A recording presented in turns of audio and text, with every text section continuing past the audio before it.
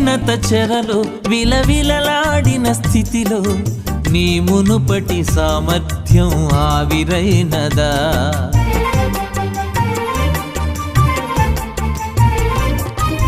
బలహీనత చెరలో విలవిలలాడిన స్థితిలో నీ మునుపటి సామర్థ్యం ఆవిరైనదా?